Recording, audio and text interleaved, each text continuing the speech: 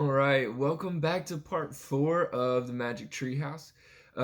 This is going to be another great chapter. For today, let's take another look at verbs. So, the words that I want you to be looking for are verbs. That's things that you do that make the writing more interesting. And part of this exercise is to help you learn how to incorporate it into your own writing. So, try to write down at least 3 verbs, words that are something that you do, and then you can send them to me once you have watched this video. All right, so we have chapter 6, The Whale's Eye.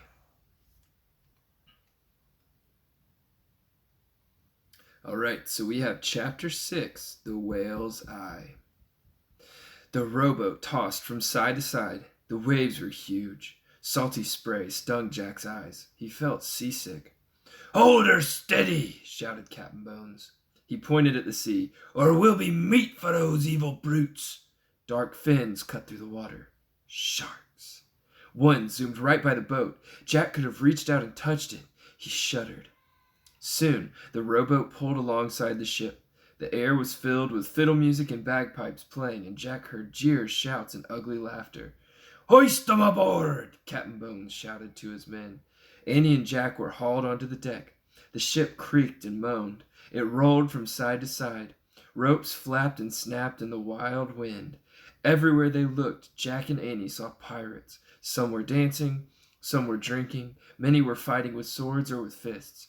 "Lock 'em in my cabin," Captain Bones ordered. A couple of pirates grabbed Jack and Annie and threw them in the ship's cabin, then locked the door. The air inside the cabin was damp and sour smelling. A shaft of gray light came through a small round window. "Oh man," said Jack. "We've got to figure out how to get back to the island." "So we can go get into the treehouse and go home," said Annie. "Right." Jack suddenly felt tired. How would they ever get out of this mess? "We better examine the book," he said. He reached into his pack and pulled the pirate book out. He flipped through the pages. He looked for the information to help them. "Look," he said. He found a picture of pirates bearing a treasure chest. "This might help." Together they read the words under the picture. Captain Kidd was a famous pirate. It is said that he buried a treasure chest on a deserted island. The chest is filled with gold and jewels. "Captain Kidd!" said Jack. "So that's the kid that Bones keeps talking about," said Annie. "Right," said Jack. Annie looked out the round window. "And Captain Kidd's treasure is buried somewhere on the island," she said. Jack took out his notebook and pencil. He wrote, "Captain Kidd's treasure on island." "Jack," Annie said. "Shh, wait a minute," he said. "I'm thinking." "Guess what I see," said Annie. "What?" Jack asked. He looked back at the book. "A whale."